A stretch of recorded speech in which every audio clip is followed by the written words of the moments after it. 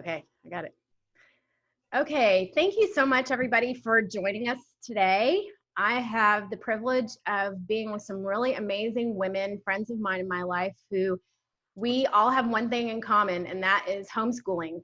And so I wanted to kind of come to you today and just share our thoughts and our victories and our struggles in homeschool, and just give you a really transparent look about what homeschooling looks like from the inside out, and how you can get started if you have just been thinking about homeschooling, especially with everything we have going on right now, and you're wondering, how in the world do I get started? And it just seems pretty scary. We've all actually been scared out of our minds with the homeschooling ourselves. So we want to come to you as your tribe and your support group to just really talk about what is so different about homeschool, how to get started, and why we're also not weird people. So I'm going to just go around the room and introduce everybody, or have them introduce themselves. My name is Ann Brock, and I am a homeschool mom here in Tampa, Florida. Been homeschooling. I'm going on my 4th year now. I have 2 children, ages 12 and a half and 10. I have one son who is special needs, and another daughter who is a very creative spirit. And so we homeschool here from Tampa, and we do things a little bit differently, and we'll get into that, but I want you to meet my friends. So Kim, why don't you go next? Sure. My name is Kimberly Biddle Tucker, and I have been homeschooling 10 years, 1 child, and loving it. And 10 years ago, I was a classroom teacher in the public school system, and felt the need to bring my daughter home, which meant that I would be out of an income. And I quickly found out that I could use my teaching certification to do annual evaluations for families, homeschool families. And so I founded Florida Homeschool Evaluations and Testing by Kimberly B. So we're celebrating a decade. I see over 700 children a year, and I do portfolio evaluations and testing and consultations, and it's my life, my world, and it's the best thing ever. Yay! Excellent. Corey, why don't you go next? All right, I'm Corey McCallan. I've been homeschooling for 10 years. I have a 14-year-old and a 16-year-old. We started the year after my oldest was in kindergarten. She was in 1st grade. And we started mostly because my daughter was going to have surgery and have casts on her fingers for probably 10 weeks at a time. And we thought, oh, she's going to be that kid that can't write for 10 weeks and she'll fall behind. So we had friends who homeschooled. So we decided just to jump in, and we haven't stopped since. So I also run Trinity Homeschool Academy. That's in Tampa, a co-op, and that is also just finishing its 10th year. Excellent. Yay. Okay, Sharonda. Hi, I'm Sharonda Scoggins. I am a mom of 7. I've homeschooled 6 kids for 13 years. I'm a former homeschool mom because I no longer homeschool, but I did it for 13 years. My kids range from 6 to 22. So, and I'm here. Wow. That's a big range. Wow. Big. Okay, Michelle. I'm Michelle Lackaboo. I'm from Tampa, Florida as well. I homeschooled for 8 years. Both of my boys, I have 2 boys, are now young adults. So they've graduated out of my homeschool, and watching them grow up. And I've just had the privilege of 8 years of homeschooling, and now transitioning into teaching in the homeschool co-op setting. So it's turned into an extension of my own homeschool, being able to continue. It's been a neat journey. It has, definitely. Well, I think one thing that we all have in common is that we had to find the guts to start. I'm kind of thinking most of us did not plan this journey. It kind of planned it for us. But we were brave enough to dive in there. So I think my next question, we can kind of bounce around the room as you feel led to answer, but how did you start homeschooling? And a second part of that question would be, did you start by unschooling, which is a process of just kind of being relaxed, not really doing any schooling at all, and letting the kid kind of be self-taught, self-learned? Or would you have dove right into a curriculum style homeschooling, or did you try to recreate the classroom left over from the school that they went to previously? Well, I'll start. I got started when my oldest one was in public school. I'd never had homeschooling on my radar. And my younger one had an August birthday.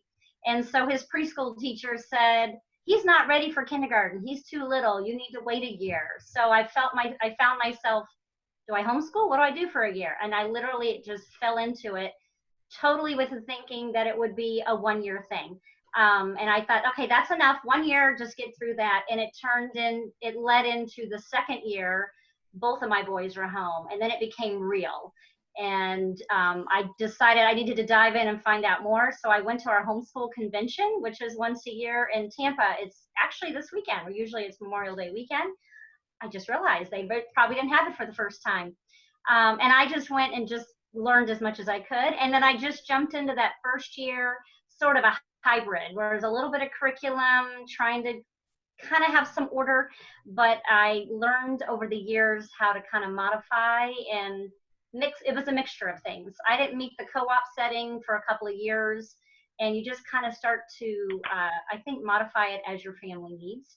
And so we did a combination of things that worked for your kids. You have to figure out what your learning style is of your children. Yeah, It's true. I started probably full force, as people would say. My son was in preschool at the church, so I was just have born, and we started at Trinity Co-op. I also joined Classical Conversations. I also had a curriculum for every subject you can imagine at home. I put her in everything that we could imagine. And probably about 3/4 of the way through the year, I had an evaluation with Debbie Strayer, who veteran homeschoolers will remember, but she's passed now. And that was an evaluation for my daughter, and it turned into an evaluation for me. And she said, stop. Stop doing this to your child. Pick something or drop something, and my daughter didn't even get an evaluation that day. It was just really for me, which was awesome. And so I pretty much have taken a few things off the list since then and learned along the way that we don't need to do that. So, Wow. yeah. Well, I can tell you that we started because my daughter doesn't fit the box for public school education. And sometimes that happens. She is special needs. She is on the spectrum. She has severe anxiety and other mental health issues. And we actually had her 3rd grade teacher suggested, have you ever considered homeschooling? And I really didn't know anything about it until then. And when her teacher suggested it, I, of course, am a research person and researched it and brought her home like within a couple of weeks after the suggestion. And it was the best thing I could have ever done for her. And so as a teacher, you would think that I came home and wanted to do school at home. But I actually didn't. What we did was we deschooled for a while. So deschooling is when you take time off. You take a couple of months or 6 months or however long you feel to just let your children decompress, to deschool, to learn how to not be in a school-like environment. And so we did that. And so while she read books and we played games and she was outside a lot. And while she was doing her deschooling, I was searching curriculum and trying to figure out how to do this. So when we did start, there was an element of school at home. And we still do an element of school at home. But we also did a ton of, which was awesome, a ton of unit studies, hands-on Charlotte Mason style where you're notebooking and just an eclectic mix of things. A lot of art inspired learning, because that's her passion. So that's one of the beautiful things about homeschooling. You can combine school with your children's passions, and to create a wonderful, cohesive learning environment for their little brains. I think that's what we kind of called it, was a tailor-made education for your kids. So really, homeschooling kind of makes it sound a little too Little House on the Prairie and old-fashioned. I think it needs to be renamed, because really it is a tailor, custom-made education plan for your child, because no kid is like the next kid over. And I was right there with you. You know, my son John, he does not fit the mold of, or the box that the public school system, or even the private school system at that, says that he should fit in. And I had a really hard time understanding that. And he was bored on top of that, because he wanted to learn more, and the things that he was struggling in really cut down his confidence level big time. So you had a kid that was completely like this. Right. So, right. Yeah. And Sophia was being bullied too. Surprisingly, I did not know about it until after I brought her home. But she has, over the years of being homeschooled, she has just periodically will say, "Oh yeah, when I was in, first grade, this happened on the playground," or, she has very curly hair. And she told me in kindergarten that one year, a little boy sitting behind her desk cut off one of her springs. They were like Shirley Temple curls. And she gave it to the teacher, and the teacher just threw it away and didn't even tell me. Oh, no. No. But, I never noticed. So, Right.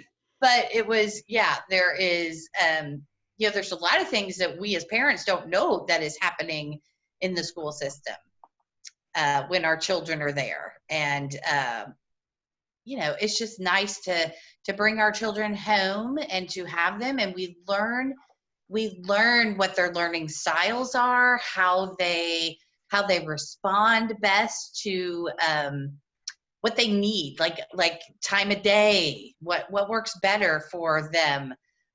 Some kids like to get up early and get things done. Other kids, like my own daughter, her brain does not seem to turn on until after 3. So we do a lot of night schooling, and that's okay. So that's one of the beautiful things about homeschooling is it's okay, whatever you choose. And even more so, it's okay to think you've chosen right and realize, oh my gosh, that's not will work out, and to change it. You can change things. You don't have to stay like stuck forever in one thing. So. Right. Well, it's, and then you learn as you go. You have to give yourself grace while you're in the process, and not be so hard on yourself. I was so hard on myself in the beginning, because I think I frustrated my child even more by I initially tried to recreate the classroom of public school with schedules and waking up early and putting in hours. It's like, oh, we have to do school until 3:00 in the afternoon. Well, no, you don't. And then I had an exhausted child who did not want to give me any work at all, because he was like, leave me the heck alone. And we had a trial run in homeschooling for a while, and then we tried to put our kids back into a charter school, which did not work out. And then at that point, I pulled the plug and brought both kids home, and that's where we unschooled or deschooled for probably about 3 months. And while I was trying to wrap my head around how am I going to homeschool not one but now 2 kids, it's kind of like when you are having a surprise pregnancy and you don't realize you're going to have more kids in your house, and you're like, how do I love and take care of more than one kid? Yeah. I remember that realization.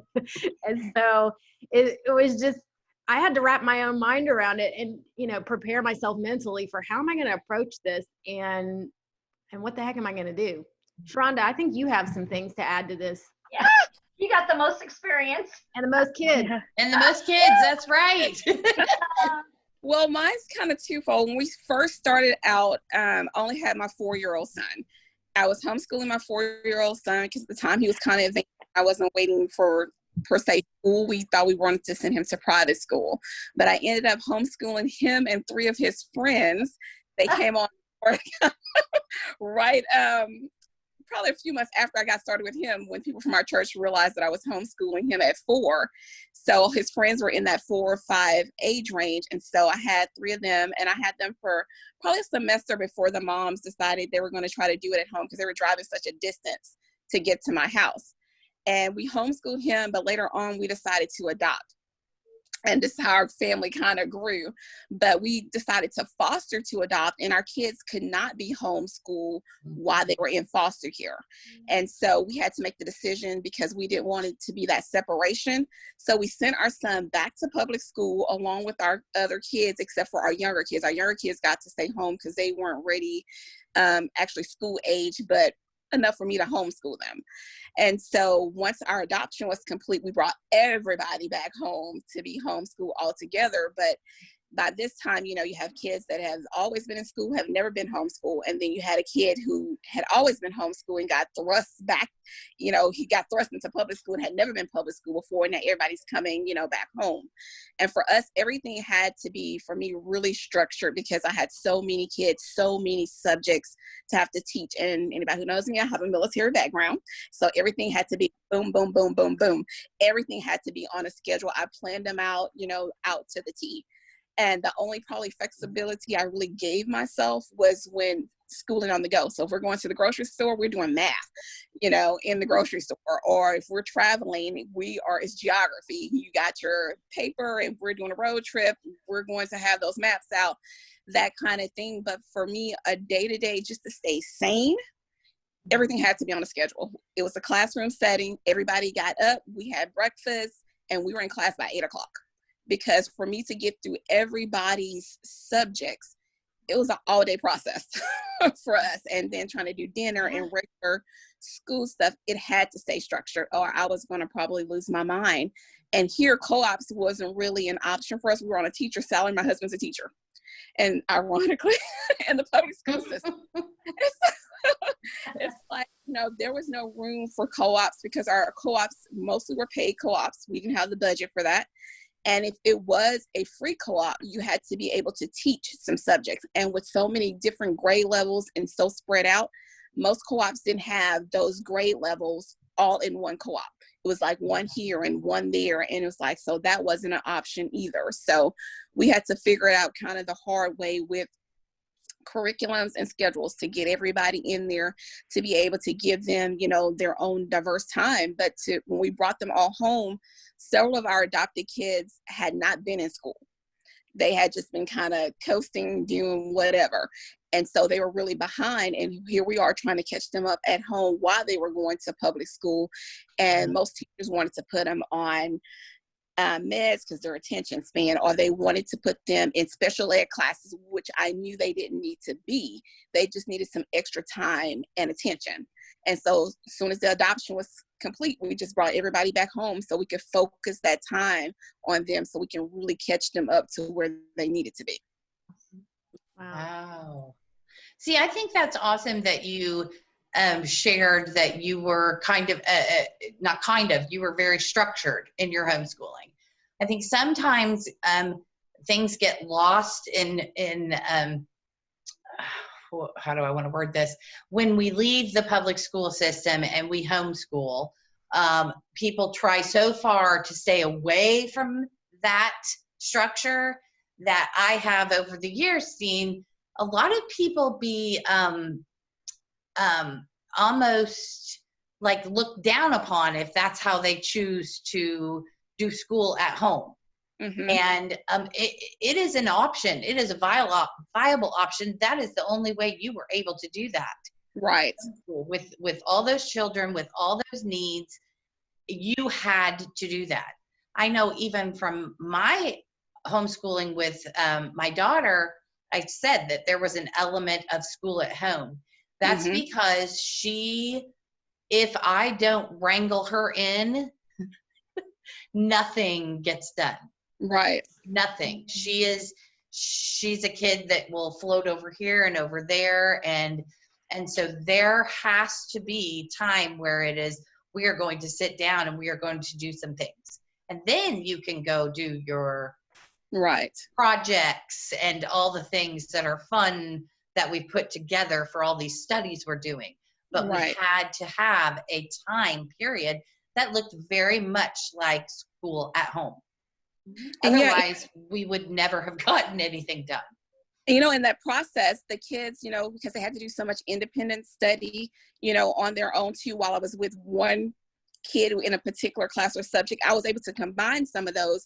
But the fact that they did have some freedom in there because of the fact that, okay, this time I'm focusing on this grade level. So you're independent. If you're finished with your studies, you can do and work on some other things while I'm in here until it's your term again. And how I structured it out, it wasn't that everybody, okay, I'm going to do this whole subject and this subject for this whole grade level. Then we're going to go to that grade level.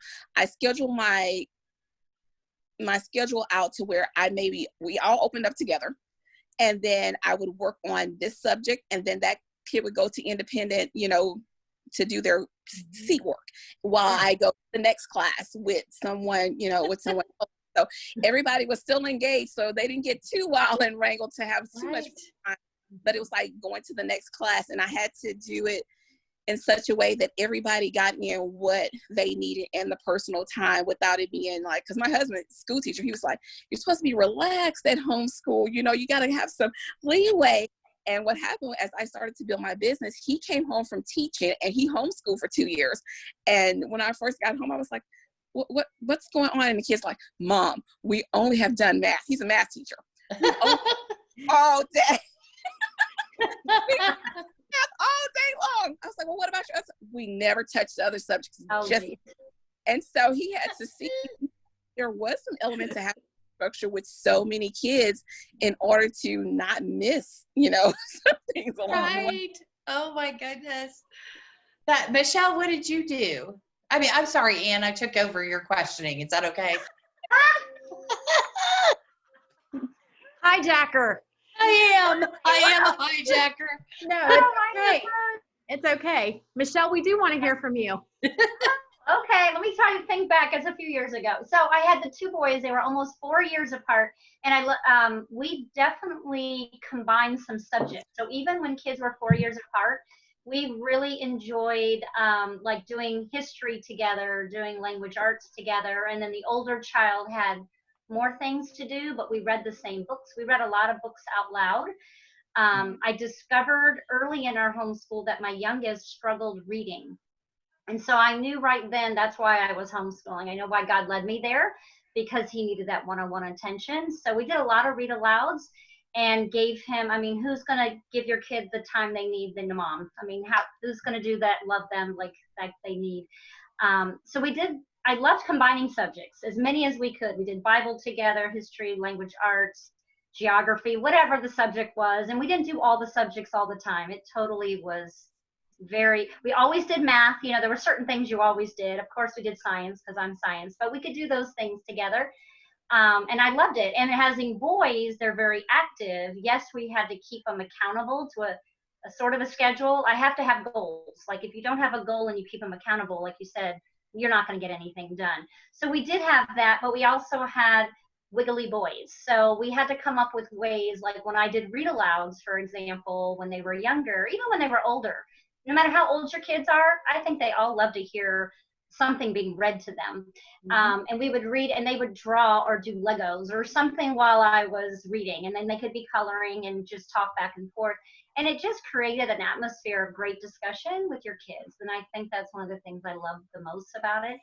And one of the things we did too, like with boys, okay, we're teaching spelling, and my one that was challenged with reading, of course, spelling was really challenging for him. And we spent a lot of time on that. So here's one of my fun things we came up with. As time went on, I got more creative.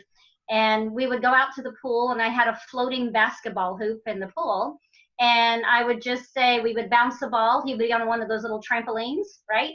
Jumping, jumping, jumping. And he would spell the word. And if he got it right, he was able to take a shot at the basketball hoop in the pool. Fun. So we would do fun things like that to try to not be at the table all the time, or not, we sat on the floor a lot, but the dining room table was homeschool, central, all the books and everything, but we would try to loosen it up.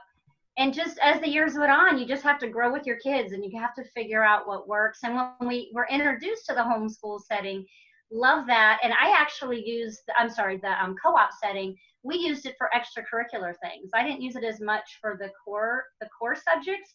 We did it for things that I could not teach my kid. Like my son wanted to learn how to play the drums, and there was a lady who taught him how to play the drums. And so that was fun. I'm not an art person.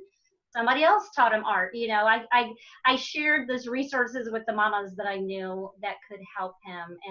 And that was great because it gave them access to other people. And we tried to and then there are sports guys too. So the sports in the afternoon they had time for. And one of my favorite things is homeschool. Homeschool is done before sports, and there's no homework at nighttime. There was no doing work at 10 p.m. We're not staying up late, stressing about a test tomorrow morning. And that was one of my favorite things. You had like a true family time, dinner time, going to bed at a normal time. We did try to keep a structure, bedtime and getting up, so that didn't get out of hand. But yeah, that's the beauty of your house. You figure out what works. They're your kids. You can do what you want. Yes. Can I something Michelle said? She talked about combining subjects, which is really good for parents, because if you have multiple kids and you can combine subject, is great. I actually had at the time my daughter was 4, but I had a first grader, and she's really sharp. I was able to pull her up with my first grade, my 4-year-old with my first grader, and she just kept right in step right with him. So I was able to put them together. And then I had 2 kids that my older ones, they were grade level apart. So I put them and taught most of their subjects together. And the same one I had, one in there that he was just all by himself because he was too far apart from everybody, combine him with anybody. But, when you can combine core subjects, that's probably the best thing that you can do to free up some of your time, that you're teaching it at the same time and not having to go back and teach 2 history class or 2 science classes is awesome. And I figured out that when I was able to do that, that freed up a lot of my time. And we just kept it going like that I taught so many subjects together. And some of them, I was even the younger ones, when it's history, they were even some of the older kids' classes for some of the history stuff. So it works. That's awesome. Yeah. Okay. So I think we all can learn from each other on that, that one question alone.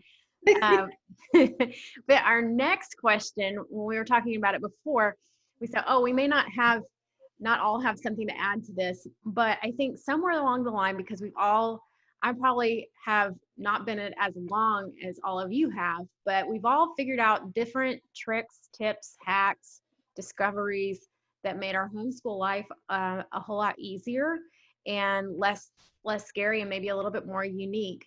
And so I'm going to go around and ask that question. Feel free to answer how you want. My hack was that I was really concerned with my ability to teach my own children. Not that I couldn't teach a first grader anything, but it was my ability to hold their attention, because I'm mom. So it was the separation of mom and teacher. And that was where we kind of struggled in the beginning. Now we're cool, almost 4 years later. However, it was a really hard time. So I had some money in my budget to actually hire tutors to teach those core subjects, because I am not a mathematician, nor do I plan or pretend to be. So this actual past school year, we hired a girl who was my daughter Victoria's 2nd grade teacher in public school. She left the public school system to stay at home with her kids. She's an amazing teacher, and we just really enjoyed her. She knew how to put fun in school, and she was really relaxed and laid back. And so I called her up, because the worst anybody can say is no. And so I just kind of put it out there. She didn't advertise anything. She didn't tell me she thought she wanted to do that. I just planted the seed, and I said, "Hey, Lauren, how would you like some money?" She says, "Talk to me." And, let me tell you what this involves. You get 2 kids, a possible 3rd kid, because I'm going to pull my friends' kids into this. and you're going to make some cash every week to just see them for maybe 2 hours twice a week. What do you think? And she goes, yeah, I think I like that. Because she had her littles and Mother's Day out, and she had some, an hour here or there, some time. And then I watched my kids really excel, and it really wasn't as much as I thought it was going to be. It meant a lot to her because then she was making extra money, and it meant even more to me because it relieved that pressure from me. And so I felt like that's kind of a hack, right? Because not everybody knows that you can actually outsource who teaches your children. They all feel like the burden has to be on us. And if you enjoy that sort of thing, sure, go for it. But if that's really not your cup of tea and you don't feel confident in it and you maybe have the budget for it, by all means, find the qualified people. All right, who's next? I can go ahead. Okay. I was just gonna say I could ditto that. Obviously, when people ask me about being a homeschool mom, I tell them I don't teach much. I'm more their guidance counselor, and that I find the best instructors for them. And my kids do the co-op since I run it. So that is one of my big hacks. I ran into my old boss early on in homeschool, and I told him, I was like, oh, I don't teach. I have other teachers who do it. And he said, oh yeah, of course you could find a way to homeschool without teaching your children. So people don't think that, they all think it's the sitting around the kitchen table. But the other thing I always tell new homeschoolers, or even people who've been homeschooling forever, is anything in Sarah MacKenzie's Teaching from Rest book is so amazing. I tell people who are just starting, read it before you start. I wish I had. She just has great, ideas for people. It's very simple. It's not comparing yourself to others and what everybody else is doing, that you do what's best for your family. So I would think that my biggest hack lately is anytime I'm thinking I'm not doing it right, I have it on Audible and I'll turn it on and get some, confidence back from what Sarah MacKenzie's saying and Teaching from Rest. Okay, I think I need that book.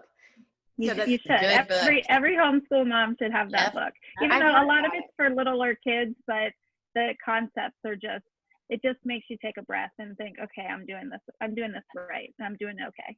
So the name of the book, guys, is Teaching from Rest by Sarah MacKenzie. Did I say that right? Yeah. Okay. Yep. There we go. And she's usually at most of the conventions too, so she's always fun to go listen to. Excellent. Anybody else have a hack they'd like to share? As my kids got older, we started looking for online classes. By the time they got like 7th, 8th grade, I started looking at online classes, and I found Monarch, and I was able to pay for a subscription for several kids, no matter what their grade level was, to be on their system. So it was like a subscription. And so my older kids got to do Monarch. It planned out the lesson plans and everything for them. I could go in and modify it, take it down, take out some of the tests, put in more tests, that type of thing. And so since they had been younger, homeschool, and they learned to work independently on their own, that was like a big thing for me, that my older 3 were on that program so I could focus on the younger ones, because they really didn't need me as much. And it would even grade, except for if it was like essay questions or something, it would send me an email and say I had to grade these particular questions. But other than that, they were kind of free to do that and be monitored on that. And it sent me emails, it sent me grades to quizzes and things like that. So that was like a really good thing for me towards the end of my older kids before they graduated. Do you remember how much that cost you a month? Actually, I ended up paying it straight out. I didn't do the monthly subscription. I think it was like $800 for up to 5 or 6 kids to be on the same. So yeah, that was like a yearly subscription. So I did that, and the kids were on it, and it made my life easy. Nice. Excellent. Anyone else have a hack or a trick? Thinking, as simple as this is, because everybody can do it and it's free, especially when my kids were younger. I would say we did this very regularly when they were elementary school. We went to the library probably once a week, and we would check out 20 books. I don't even know. They just pick out whatever they want. I loved it. I was like checking out all these books. I kind of miss that because I don't go to the library anymore. But I would use the things that they chose to read or look at as now being the point of what we now study. So they might bring home, say, Magic Tree House. I'm trying to remember the books that we used to read. You would read through these books, and through that book, you might be reading history, which might lead to something maybe in the science world or something geographically, and then that would lead to a book on that, and then a book on that. So before you know it, some of my subjects like history and literature were totally just literature based. They were just books from the library, and we used it as a a board to jump off to the next thing, if that makes sense. So I kind of found what they were interested in and just kind of went that direction. So it was a lot of fun. We always had a lot of books in the house. You did a lot of unschooling then. It was a mixture. It was a mixture. I think, like Sean was saying, like, we never do much online. It wasn't as big back in that day. But I think a mixture of unschooling, a little curriculum, like math was always very curriculum based and had a structure to it. But it was a combination. I mean, you kind of, I think as you go longer, and you start to get a feel a little more, oh, I could do this. Like, there was one year we came up with together we did. I was proud of myself. We used a TV show to be our geography and history lesson. And I don't know if you guys remember, do you remember the show Amazing Race? Yeah. Beyond years ago. And there was this crazy game, and they would travel the world. And so I would just, record it. And that might be what we watch at lunchtime. I made a little document of every country they visited, and then they had to go research the flag, the money, what's the religion there, what is that country known for, what's its capital, find it on the map. And then we had a big map on the board, and they kind of like colored it. And then we traced the map of the trip. And by the end of the season, they truly went all the way around the world. Like, it truly was an amazing race around the world. And so I learned a lot. Like, I honestly think homeschooling, guys, is more for us than even for our kids. I relearned a lot of things. I was excited. I love to learn, and it was fun for all of us. And I think if the moms can make it fun, or the dads make it fun, then you're more energized as you go forward. And I know, I feel smart. Love that. Yeah. It's fun. Homeschooling makes me feel smarter too. I know. I have a couple of, so one hack would be Teacher Pay Teachers, which is a website where teachers put curriculum for sale, and it can be little tiny things, little lessons, all the way to a full-on curriculum. I use that many, many, many, many times every year. So if I notice that my daughter is weak in a certain subject area, say in grammar, I might pull up her grade level, look on Teacher Pay Teacher, because she's not getting adjectives, and just get a lesson that is like a few lessons long, and it's less than $5. Yeah. Or there are times where I'm like, oh my gosh, I found this really cool short story for 9th grade, and it was a whole semester, and it was more expensive, but it was under $50, and it was a full semester, and the teacher that created it was phenomenal. So Teacher Pay Teacher is a really, really great place to go look for just filler things. The other thing is that to give yourself grace, that life happens. We've had a whole lot of life happen through our time of homeschooling. A lot of deaths, a lot of sickness, a lot of, my daughter's been hospitalized. A lot of life has happened. And our school years, pretty much from the beginning when we started, have never looked like how I envisioned them, ever. They've never been full, complete years that were 52 weeks where I thought we were going to get through it, because we've had a lot of life. And I had to learn to give myself grace, because at first I was all about, we got to make this up.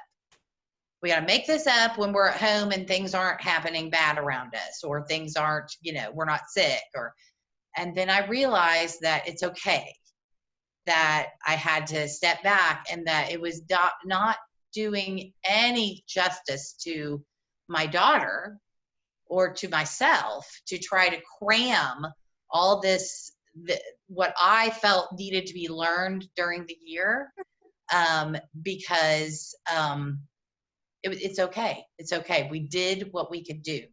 And that is, it's a hard lesson. It's hard to learn. It's hard to give ourselves grace. It's hard to not look at things as failures when you're having a hard time in life. But it wasn't failures. Everything we did that she was able to do during the years when she, as I said, most years there was something, a chunk, it was okay because she did learn in the time that she was able to. So give yourself grace. So that is, and then the other thing is homeschool classes. And I know Anne talked about that. And so one of the classes, so when she was little, we did like the fun co-op classes where you had to teach. And I love that, of course. And so we did that. But then as she got older, there were certain classes that I had no desire, which science. And that brings me to Michelle, because Michelle was actually my daughter's biology teacher, and through Trinity Co-op. And what a blessing that was to be able to go and also having a child like my child, with some of the things that she has, having Corey understand and having Michelle understand that she might not be there, that but we're going to do what we can, and when she is there, she's going to be there present. But they accept that life happens for a lot of people, that doesn't include the schooling part of life. And best experience, she still talks about Miss Lackaboo. Still talks about how awesome her class was and how much she loved it. And she didn't even get to finish the class. And she, so what a wonderful teacher you are. Oh, thank first you. of all, I just want to say that. And what a wonderful environment Corey has created through Teach, for all kinds of children in the homeschool world with all kinds of needs. So, all right, I'm done rambling. Sorry. And you're the one that said you didn't Hear think you had myself anything to contribute to that question. Yeah. What'd you say? I said, and you're the one that said you didn't have anything to contribute to that. No, those are all really awesome points. And I think we probably could even go even further into that question in offering just some different tips of what made it easier for us. Obviously, I'm still learning. I'm still kind of new to the game, but even last year, I think it took a couple of years to finally get my footing in it. But I was just talking with my husband today about how, or Shonda, it could have been you that I was telling this to, but when I started 4 years ago, I noticed a lot of misconceptions about homeschoolers. And I didn't realize, I thought, well, we've come a really long way in homeschooling, and surely it's more acceptable now than it was when my aunts were doing it in the 80s and 90s, and you couldn't tell people you were homeschooling because you might be jailed. So, but there are a lot of people that just don't really get it. They feel, they're entitled to their own opinion. They feel like maybe, it doesn't work, and that maybe our children will not be successful later in life because they're being sheltered, or we're not qualified certified teachers. Some of us are actually, but some of us are not. Even if you're a certified teacher, you're maybe not qualified in all the subjects or even in their grade level, so they couldn't possibly be getting what they need academically. And so I think I'd like to start that question off with one of the biggest misconceptions outside of the oldest misconception, which is probably the question of how do you socialize your kids? And I say, oh, please, my kids are done with socializing with people. And they say, please, can I just be alone for a minute? Like, I don't even want to talk to anybody anymore. I'm over socialized. But I think, Corey, you actually helped me with like one realization. I think it was last year when I was planning the schedule for the kids co-op, which we do mostly extracurricular activities or anything outside of core subjects fall into the co-op box for us. But one thing that you helped me to really realize, it was kind of like an aha moment for me, was when I was planning it out. I think it was a year ago, maybe it was 2 years ago, and I was looking for, how to structure Victoria's schedule. And I said, well, she needs a science. And you said, if you don't want her to have a science, she doesn't have to have a science. Nobody says she has to have a science right now. And I said, oh, okay. I guess I don't have to do that then. I just didn't. Do you remember this? Probably not. You talked to a million people, but I do remember. Yeah, because it was just like, oh, I guess I don't have to do it like by the book. And so that was, I still fell back into that traditional school, I guess, rotation of, it has to be this certain way. I know eventually it does have to be kind of a certain way, maybe once they get into high school and you're talking about, going into college and being accepted into college and having to have that accredited program or whatever. But right now my kids are, I have one that's in middle school and the other in elementary, and this was elementary before that. So really and truly, you don't have to have all of those things. But for me, it was, oh, I don't have to have science.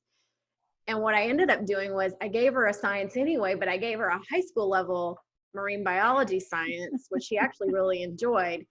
And now this following year, when she enters into 7th grade, we're going to do an art year where she'll still do her core subjects, but it's going to be finding more of who she is and expressing herself through art. So doing photography classes, art classes, acting, different things like that, who are really what she really wants to pursue, because we kind of got ahead of the game with the science and the history a little bit. So we're just going to take a break from that. And that was my biggest misconception, was it always has to look a certain way every single year, and it doesn't. That's right. Yeah. Right. So what does somebody else think, maybe a misconception that people are believing falsely for homeschoolers, you would like to talk about? I think one is the fact that you are not qualified or educated enough to be able to homeschool your kids. Because I was always asked the question, well, do you have a degree? Are you certified? Well, yes, I have a degree, but I don't have a degree in education. But I think I'm more than qualified to teach my kids at home. And I would always reference back to now the public school system. Most of these teachers don't have a degree or a certification. They're getting their certification while they're on the job training. So what makes me not qualified to teach my kids? If they're getting certification on the job, yes, I have a degree. So nobody makes me more qualified to teach my kids than me. I feel like at home, you're an extension of what happens at the school when the school is teaching your kids. You are the first teacher, even if your kids go to a public school or a private school. Mm-hmm. Yeah. Yep. I agree. Yeah. I think a lot of it is kind of what you said too, Anne, but when they get to the high school level, you hear, oh, well, how are they going to do on their SATs or their ACTs? And, how are they going to get into college? And, it's in the statistics. I tell people when they ask, when I don't really want to go into it, I'm like, well, if you do some research there, they do pretty well for themselves. But I think that's one of the biggest things now that my kids are in high school, I hear is, well, what about college? How are they going to get into college? And, the way that I explain it to them is that, I have my husband and I have ultimate control of their education. And instead of doing what the state of Florida is telling us to do, we've gone and done the research of what the colleges want. And so my kids will, their high school will follow what the colleges want. So we've done some research of, big universities, little universities, out of state, in state, what they all require. And so we made a list, and that's what they have to tick off before they get there. So it's not really a misconception, but a lot of people are just asking, well, how can they do that? How can they do high school? Because, that's when they feel it counts, which it does. But there's just so many ways. And I find it's even more beneficial for them that they get to work towards a college goal as opposed to just trying to tick off these extra little things that they have to have for the public school system to give them their diploma at the end. Yeah. I think a misconception is tied to one of the questions that we are going to get to, the law, but a lot of people think that there are required days, and there are not. What you said, Anne, like, I didn't know I didn't have to teach science. There are no required subjects. There is no required hours per day. And so a lot of people not understanding the law that's there to protect us, that is a piece that a lot of people are like, oh, I didn't take attendance, or you don't have to. You don't have to. So it's good to know what we're allowed to not do to actually help share to other homeschoolers who don't know. So when you see it we're all on Facebook. I'm sure if you're watching this, that means you're into social media at some points, at some level, and you will see things on homeschool boards, like where people are answering a question that they actually don't know the answer to, and it's creating confusion. Mm-hmm. So misconceptions, if we don't know what, you have to be able to what's the word I'm looking for? Help me, ladies. When you have to be able to create or know the right answer to stop the misconception from happening. Right. Is that right? Yes. Yeah. That works. That works. Yeah. So I think let's lead into the next question then, unless somebody else has something they want to add to this. But I think what you were just saying about understanding the law of homeschool. So we know that it varies from state to state. And anybody watching this, definitely, if you're not in the state of Florida or in the state of Texas, which, Sharonda, I'm sure you know some of the law there in Texas also, which Texas is actually responsible for writing the bill for homeschooling, is we need to understand when you're starting out and you say you want to do this, you can't just jump ship from your school and cut cold turkey and just say I'm homeschooling. There are processes and procedures legally that you have to do in order to state that you are a homeschooler by your state, so that you are not approached by Child Protective Services or any other entity that might come and disrupt what it is that you're trying to do. There is a legal process to all of this, and the state has to know that it's not that they're going to keep a complete eye on exactly what you're doing day in, day out, but they just want to know that you are keeping up with the process, and that your child is not just at home and not being recorded for school. Is that pretty right, Kim?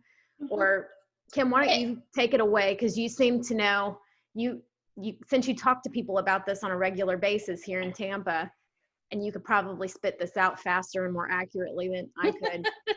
Well, the homeschool laws, just as you said, every state is different. So if somebody is watching from Illinois, your laws are very different than what Florida is. There are very relaxed homeschool states, like Illinois, that once you say you're homeschooling and you tell the county, you're free. You don't do anything else ever. You're on your own. To a state like Florida, where we have a statute, and we need to make sure that we are following it, but it's very easy. It's easy. It's not hard to follow. To states like Pennsylvania, which are really, really strict and hard on the homeschool families. They really are. And so you just have to know whatever state you're in, that you need to research your homeschool laws. But for the state of Florida, we have a statute, and you can look on the Florida Department of Education's website to find the statute. You need, if you are homeschooling, if you are planning on homeschooling, you need to have access to that and learn it, and it's not hard. There's a few steps that we have to take to open your homeschool program, And this is an option that you're homeschooling with the county. There are other options, but I'm only going to talk about homeschooling with the county because that's what I'm an expert on. So you're going to file a notice of intent with your county. And I'm just going to go down the list really quick. I'm not going to give details. So that is how you will start to homeschool. Then through the process, there's a few things during the year that you will need to comply with. One is you will keep a portfolio. The portfolio is samples of work that your children have completed throughout the year, a log of educational activities done contemporaneously with instruction, which that means a calendar, a lesson plan, something like that, dates on paper. And then a list of curriculum used and any reading materials used. So that's your portfolio. So every homeschooler that registers with the county has to keep this. The next thing is an annual evaluation. The notice of intent that you sent into the county, that was on a certain date. That date is your annual evaluation due date. So 1 year, what is today? I don't even know. 25th. May 25th, you turned in your letter of intent. May 25th next year, your annual evaluation will be due. You have 5 options. 1, a certified teacher can look through your portfolio. They're not judging you. When I do portfolio evaluations, all I'm doing is looking to see that you have made progression. Progression is what the annual evaluator or the evaluator needs to look for to see. Progression is different for every single child. So don't be scared. A portfolio is very, very, it is not a scary thing. Pictures also are worth 1,000 words. So if you're an unschooler and you don't have a lot of paperwork, take pictures, document what you learned about. We learned about bees, and we watched a bee video, we went to a bee farm, blah, blah, blah, blah, blah. And that was the month of April. So you have an evaluation through a portfolio. The next thing you can do is take a standardized test given by a certified teacher. That is like a fill in the bubble test that you take in school, Iowa Test of Basic Skills, Stanford, CAT, anything like that. Usually they're 2 days. A PIAT test, which is something I give, which is a verbal test, takes 2 hours usually, is completely standardized test. So a standardized test is your second option. Third option is you can take your child to a local school, their local public school, and register them for the FSA, which is what they would have taken if they were in the public school system. Most people do not do that because we do not want to be tied to the public school system. We have left that, but on occasion there are people that want to, so that is an option. Fourth option is if you happen to be going to see a psychologist for an educational evaluation. Sometimes we have, children with special needs, or we notice that maybe our child is having issues and we've scheduled this appointment with a psychologist and they're doing a battery of educational testing. They can sign off for you if it's within 3 months, most counties, before your annual evaluation is due. Typically going to see a psychologist is not cost effective because it's going to be $1,800 to $2,000 versus $40 to $60 for a portfolio. But it's a viable option if you've already planned to see a psychologist. The fifth one is contacting your school superintendent and coming up with something else because nothing fits for you. Now, again, I'm in Tampa, Hillsborough County, huge district. Not many people use that option. Most people use option 1, the portfolio evaluation, or option 2, a standardized test. So that is all within the law. You will see it in the statute. Very easy to read, easy to print out, and to know what you need to do to stay compliant. That is a huge part of when you choose to homeschool your child through the county, that you really need to be aware of what those rules and regulations are. And I guess that's it. as far as me, can I- you know, spouting. There's a going back to the misconception with the tied to the laws is a lot of things that I hear, and they now in Hillsborough County, I don't know about the other counties, but they have it in big red letters, say that if you homeschool, your child will not get a diploma. And that is not true. They will not get a Florida state certified diploma, but a diploma is a piece of paper that you can order off the internet. And it's there in big red letters on the Hillsborough County one. I just don't like that it's there, because that's not true. It should say you will not get a diploma from the state of Florida or Hillsborough County. But a college does not care if you have that piece of paper in your hand or not. They want your transcript. So that is another big misconception that's actually put out there because of that document, I believe. Excellent. That's absolutely correct. Because when my son graduated, we ordered his diploma. We didn't order one for my daughter when she went off to Texas State, so she didn't have to have that. Had to have all of her other documentation as far as transcripts that we did for her. Is what they wanted to see, what subjects she had taken, and she had passed them in her entrance exam into college. Those are the only things that were required of her, and she SAT, and that was pretty much it. That was required for her to have it. But in Texas, we're not governed the same way. For the public school may or may not ask you for if your kids were in public school prior to coming home to homeschool. You do have to, it's in writing, you sign a form there at the public school that states that you're going to be homeschooling, your kids.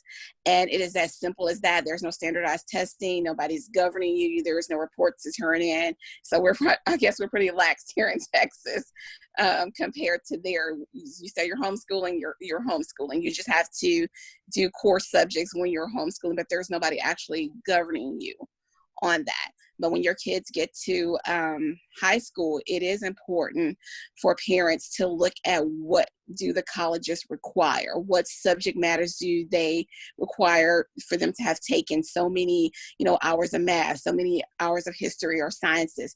You need to really look at that because it's going to be required for these colleges.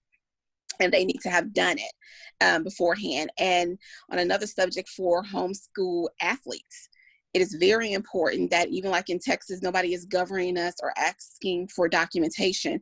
It is very important that you probably keep a portfolio, of classes and their work, and even, keep things that you graded and put aside, because we have a lot of kids here that are athletic and want to go to college, and some of them are being offered scholarships. I remember Justin Jackson, he got drafted to the NBA, but before that he went to North Carolina, and his parents had homeschooled him, and his mom had did a really good job of keeping boxes of they kept his work and boxed it. And he even taken some online college courses, and they kept all that stuff because it was really needed in order for him to get into this university. And had his parents not done that, he wouldn't have been able to go to North Carolina because he wouldn't have met all the requirements, even though he scored really high on his SAT scores. They were really adamant about seeing if this kid really had done the work. And if he really was a straight A student, even though his SAT scores were really high, they wanted to see all that documentation before they accepted him into their university. So that's the difference, Sharonda, is that we have to do that. We're keeping that portfolio. That's what the law, yep. Yeah. But I would also say that for anyone who is that does have a child who could possibly go to college, that the NCAA has it is a lot of detail that they want. It's funny, they want out of all the colleges, their transcript is the most simple, but the amount of work that they want you to put in behind that transcript as to who taught it, what the curriculum was, the syllabus of what they did. So the NCAA does have a site, and it's laid out for you. You'll know exactly what to do. It's just a lot of work. But then also I was going to state that in Florida, and I think a lot of states have adopted the Tim Tebow law for middle schoolers and high schoolers. So if they want to play sports, They are allowed to try out for their sport at their local high school or middle school. They have to be allowed to at least try out there. A lot of private schools accept homeschoolers for their athletic fee. And that if they don't have the sport at your local high school, you can work with the county to get sent to another school for your child to sign up. So your child does not have to miss out on being on the teams. And you can do that for any after school programs, even classes at the high schools and the schools. You have the right to use those, use that as a resource also. I don't know how much that has changed here with the Tim Tebow law. I know when it first was passed, my son was still in school and he played basketball. And what happened was when we wanted to send him to the local school to actually play, because my husband is a teacher, he's a basketball coach. The athletic director of the actual district had to approve for him to be able to do it. And so I don't know how much that has changed, but that was right when that Tim Tebow law had passed. And so my husband's like, okay, well, we're going to let him play in public school, even though he's homeschooled.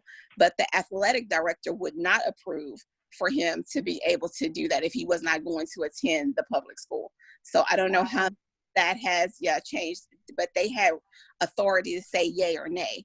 And so some of my friends who did homeschool actually made the decision to send their boys to public school because of the fact they weren't able to send them to the local school to actual play at the actual school. Yeah, I don't know what the difference is in each state. I do know in Florida that if your zone school, you have the right to go and try out. Yeah. There's no. Yeah. That's part of the statute. So that's built into the statute. I did think of one other thing that I left off with talking about the rules, the statute and the things to follow. The final thing is termination. If you are no longer homeschooling, if you're moving, if your child has graduated, whatever reason you're closing your homeschool program, you send in a letter of termination. With that letter of termination, you must send in an annual evaluation. That is a new law that happened 3 years ago, I believe. So if say you're moving from Hillsborough County to Pasco County, you need to close your homeschool program in Hillsborough County, turn in an annual evaluation with that termination letter, and then open a homeschool program in your new county, and you have a new evaluation date due whenever you sent that new letter of intent to the new county in which you reside. Obviously, if your child has graduated, you're not going to be opening up a program, so you just send in the termination saying you're graduating your child, no longer homeschooling, and their last annual evaluation, and they're done with their high school career. So that is, in a nutshell, the laws, which also have points on just what Corey and Sharonda were talking about with athletics and bright futures and all kinds of other things that just are laid out to let homeschoolers know where we are covered, and and then all the pieces that we need to follow every year to stay compliant. Right. No, that's excellent information. And Kim, I will be talking to you about this terminating and moving, since I'm doing that on Thursday. That's right.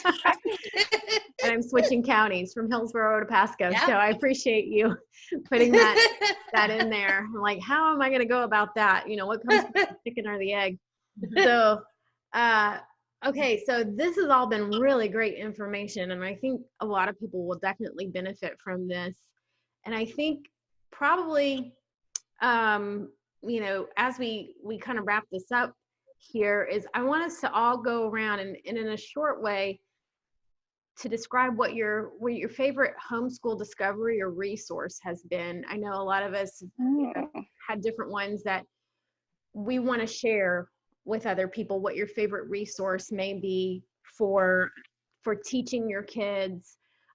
Maybe let's keep it to maybe a broader range, since we're going to be talking to people who are outside of our state and our county. And there's just so much available now that I never could have fathomed. It was not just this one and done cookie cutter method for anybody. I mean, between all four of you ladies here, you have given me information as a newbie to all of this on how to incorporate different bits and pieces to make a really versatile homeschool program for my children, especially when I was just starting out, because like most of us, we have two different style learners. I have a daughter who you can put on autopilot and she can go off and do her own thing online. And then the other kid that needs something that's more like one-on-one tutor based. And I'm in the car a lot, driving him around town, from reading tutor to occupational therapy to other things. So I just like to, I'll go first. My favorite resource that I found whenever I was first starting out, I guess, was the online curriculum. It's an old school curriculum. It's a Becca curriculum. Not everybody. Love a Becca. Yeah, not everybody can hang with it. It's pretty intense, but that resource, anybody in any state, anywhere in the world can use a Becca. It is faith-based curriculum. You don't have to use it as faith-based if you don't want to. There are other curriculums that are not faith-based if that's not your thing. But for me, it was what I needed to offer not only a curriculum that was start to finish, and it's intense by way that it was 10 classes, but my daughter was able to do it virtually through their website, where she watched the teacher every day and she did her homework. They also offer you an accredited version or an unaccredited version where they can keep track of your grades and records and whatnot. You can use that further along in their education, even as they get into high school, which when it's more important for accreditation once they start ninth grade. And it was just flexible. And then once they got to middle school, you didn't have to do the whole program if you didn't want to. You could pick and choose what subjects you wanted to do, and then you can kind of mix it in. But that ABECA curriculum was my saving grace when I first started, because it was, I knew she was learning. I knew she was learning all the subjects that I wanted her to learn. And then I was also able to be more hands-off. She could even call their helpline if she got stuck on a problem, and a teacher would help her, because it is an actual school in Pensacola, and you can get a teacher on the phone that would help with the program. So that was my favorite resource that I wanted to share. Mine is KathyDuffy.com. She is, love, I mean, she has every homeschool related curricula under the sun, and she reviews it. Kathy Duffy Reviews. She's been doing reviews since before there was internet. So the old school homeschoolers used to get a magazine, a big old fat magazine of her reviews. And because probably one of the second biggest question that I'm asked most frequently is, what curriculum do I do? What do I use? Because there's so much out there that it can be extremely overwhelming.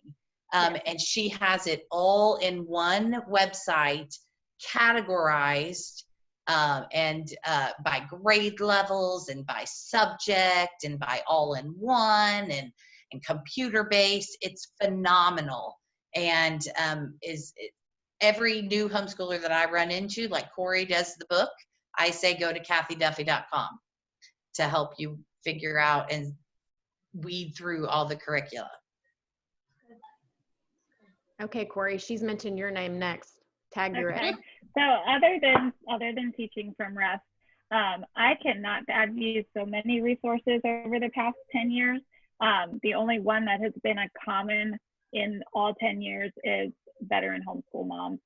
And they have always been so willing to answer questions or sit and talk with you. I would just suggest finding somebody who's gone before you or who's in it.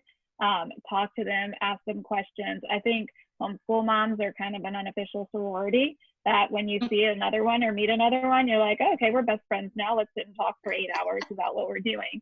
So I definitely, from before I started, the summer before I started, I can still remember emails and conversations with people I met and things they said. And And it's funny that I quote them, but I didn't do what they said the first year because I thought, oh, I'm right. And so I tell people, the veteran homeschool moms, they're right. You should what they say. So I just say find some people in your area, get advice from them, see what they have used.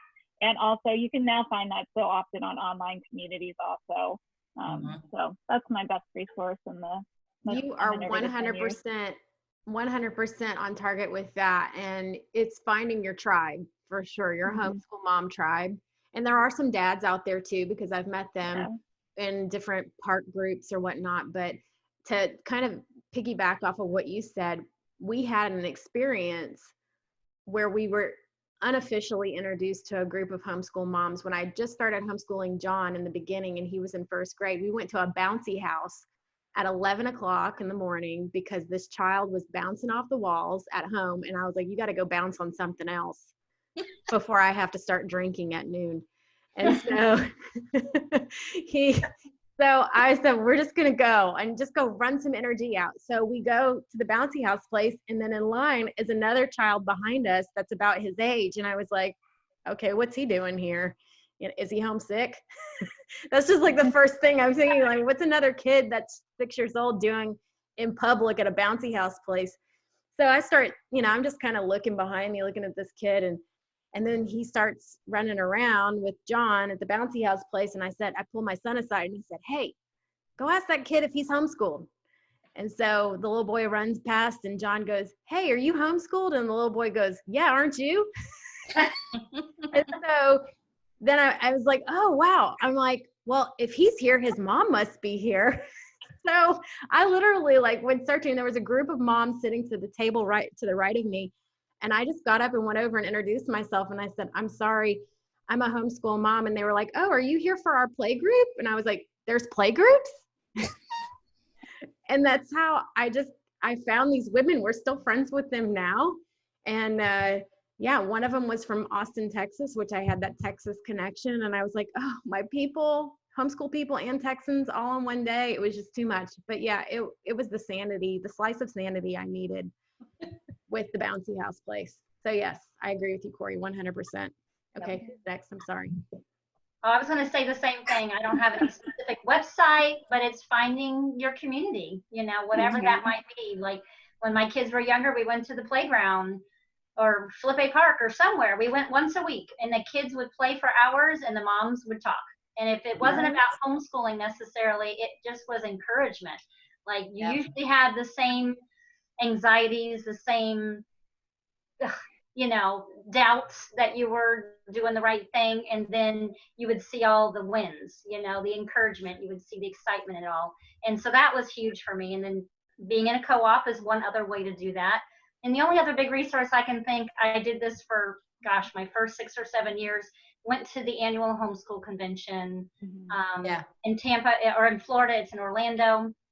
And you can see the curriculum. That's a little overwhelming. So that's not necessarily what I say to do, but go and just listen to some of the veterans, hear what the veterans have to say, and you leave there empowered, not discouraged. You're like, I can do this because they're just like me, but ahead of me.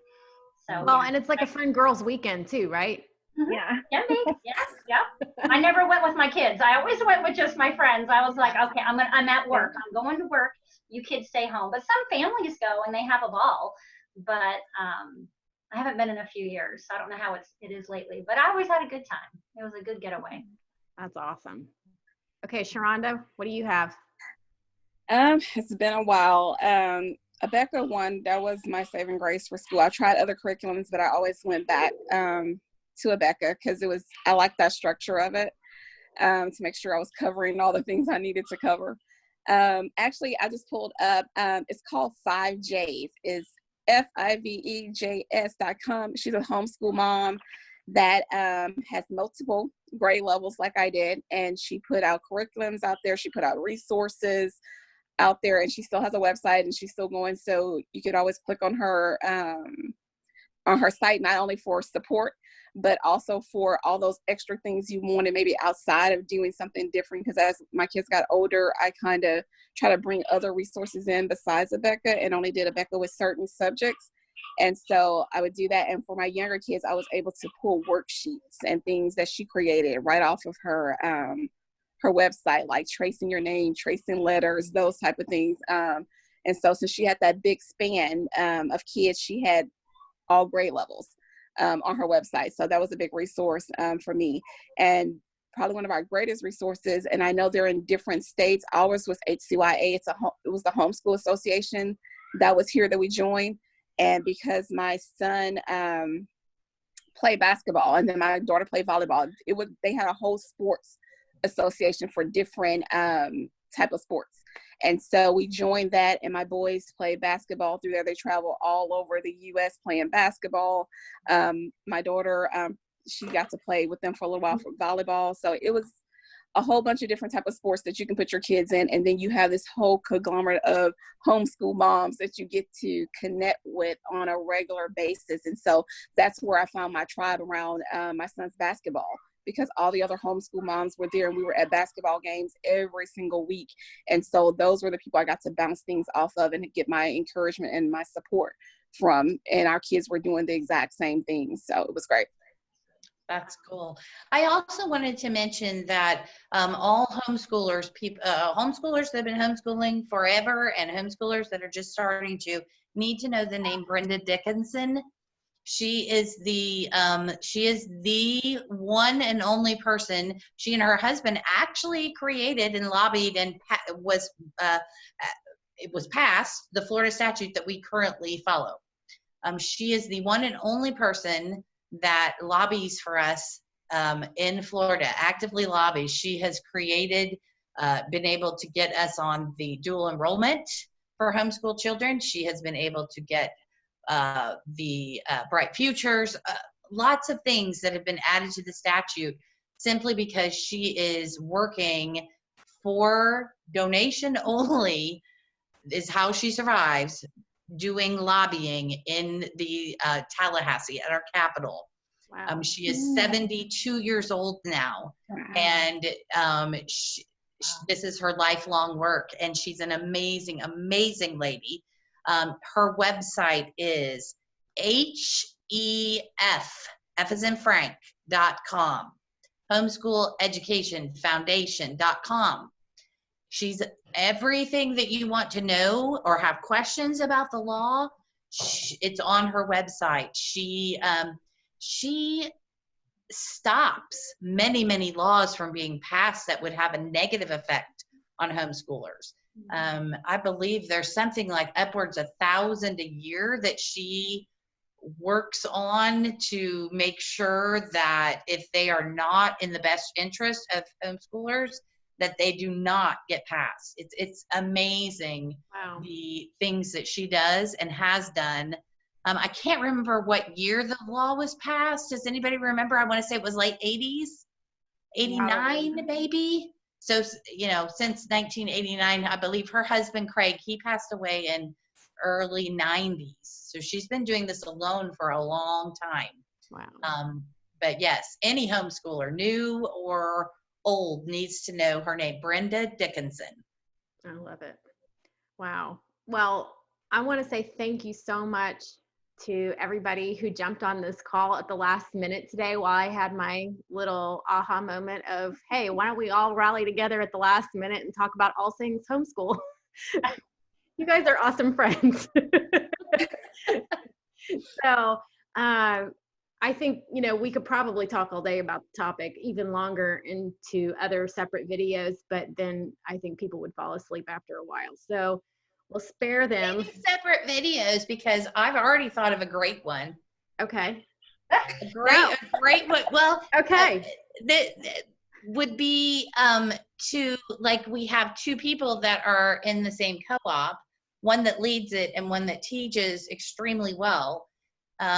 A mom. So Sharonda, this would not involve you, but you could still be a part, you know, explaining the co-op environment, what Trinity is like.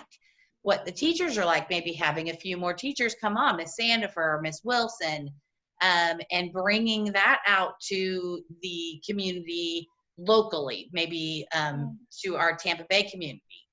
You know, Well, I could go on and on all day about evaluations and law and and I believe you. No, it is a topic we all feel very passionately about because we've lived it. Yeah. And what I think is even cooler about that is that a lot of people think, how am I going to bring in an income? Well, 3 out of the 5 of us here have found ways to make revenue to become entrepreneurs through our children's children's homeschooling, where you either started or took on somebody else's co-op and took it on as your own, Corey, or you became a homeschool evaluator because you saw a need, or you became a science teacher and you just took off with your passion and you worked other different co-ops. And Sharonda's an entrepreneur too. She does flowers, but she also teaches her children how to be aspiring entrepreneurs, and they have become that. That's awesome. And I applaud you for doing that, for not only just taking that step of faith and teaching your children yourself, but then to ride alongside them and to explore the options of providing for your family and for your child in that moment too, because it is doable. It's, it looks different than what we ever imagined, but it is a doable thing that we can gift our children the possibility of being homeschooled, which is a really amazing process. So I just want to say thank you so much to everybody here today. Thank you, Kim and Corey, and Michelle and Sharonda, so much for just being a part of this. And who knows, well, maybe, I think Kim's already started schedule for our new show. New show. We have to come up with a name, ladies. New show. Oh my gosh, Homeschooling. go viral. Yeah. So, but to all you parents out there, don't be scared.